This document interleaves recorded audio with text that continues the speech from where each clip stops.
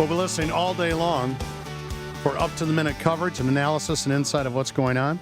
With that in mind, we welcome back to the program on our turnkey.pro answer line. Michael Rubin is here, columnist and author of Dancing with the Devil, The Perils of Engaging Rogue Regimes. We've talked to Michael previously about Syria. We've talked to Michael previously about Iran. And this morning, it's the Ukraine and the Russian bear. Good morning, Michael. How are you, sir? Pretty good, John. It's a pleasure to speak with you again. Likewise. Is this almost over, or is this just beginning? Well, as far as Vladimir Putin is concerned, this is almost over. He really has possession of 90% of the law, and he has consolidated control over the Crimea. The question is, with Secretary of State John Kerry going to Kiev, what the reverberations are going to be if John Kerry has something more than a bunch of white flags in his suitcase. Describe to our listeners the geography of this crisis and why Crimea specifically is so important to the Russians. Well, Crimea, of course, is a peninsula on the Black Sea, which Stalin gave to the Ukraine back about 50 years ago. The population of the Crimea is largely ethnic Russian, and the Russians have a naval base down there, which the Ukrainians have leased them. Here's the trick, however. In 1994, the Russians signed something called the Budapest Memorandum, which recognized Ukrainian sovereignty and pledged to guarantee it. The United States also signed that. And so the question we now have to deal with is if Vladimir Putin isn't going to agree with what he signed previously, or Russia has signed previously, why should we take his word on any other international agreement? And back to your first reference, Khrushchev, when he, in 1961, said, okay, take Crimea, that was with some big stipulations that they could essentially take it back whenever they saw fit.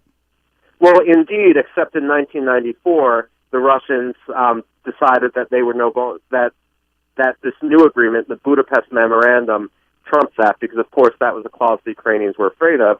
But look, what happens in Kiev and the Crimea doesn't stay in Kiev and the Crimea. And so what is making many countries in the region nervous is you have large Russian minorities in Estonia, Latvia, and Lithuania, which, of course, now are both European Union members and NATO members. And Radek Sikorski, the foreign minister of Poland, has pointed out and warned pointedly that this is how regional conflicts start. Is there any consequences? The president said that there'll be consequences. Are there any consequences that the U.S. could credibly threaten that would keep Putin from achieving whatever he intends to? Not in the short term, but I wouldn't poo-poo the talk of the economic sanctions, which are now being discussed if they are imposed quickly. Because according to a Levrada Center poll, and this is a mainstream Russian think tank not affiliated with the opposition, 22% of Russians want to emigrate from their country.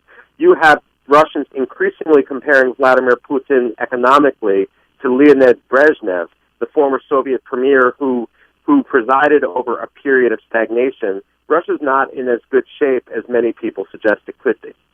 Can Barack Obama also play the we will never push Ukrainian membership in the NATO card? That's a dead issue anyway, correct? More or less it's a dead issue. What really started this, the spark, was that the European Union was to offer Ukraine an accession treaty. We'll see where that goes. And as far as the EU goes, I mean, that's when the former president, turned away from joining the EU back to aligning himself with Moscow. That's what started the protests. Can our president offer back-channel assurances that will no longer push that either? Well, ultimately, that's what many people are going to look at in the region, because if that deal is struck with the Ukraine, what does that mean for the other foreign territories that don't want to be associated with Moscow? And the fact is that if, in fact, the Ukraine tilts back towards Russia, that puts a lot more pressure on Poland. Do you think it's time to threaten putting missiles back into Poland? Yes, absolutely I do, and I think it was a mistake to not follow through with the agreement we had made with both the Poles and the Czech Republic. That ultimately emboldened Putin to go down the path he's on now. I think a lot of us have forgotten the fact that Putin has said many times that the breakup of the Soviet Union was considered to be, quote, the greatest geopolitical catastrophe of the 20th century. He considers Ukraine to be a Russian territory. He's not going to let loose of it. No, absolutely, and we need to recognize that for Barack Obama and many European politicians, international relations is about coming to a compromise. For Vladimir Putin, it's a zero-sum game where for Russia to win, everyone else has to lose.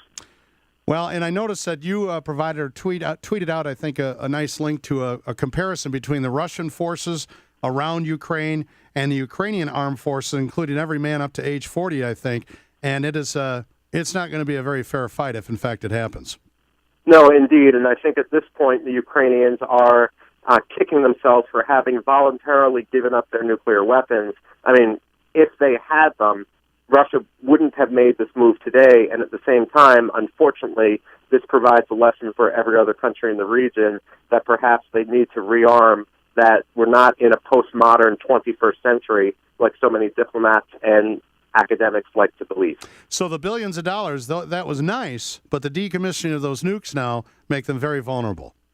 Absolutely, and certainly this is something which the Ukrainians are now worried about, and not only the Ukrainians, every other state in the region who feels that they could be next in Putin's crosshairs.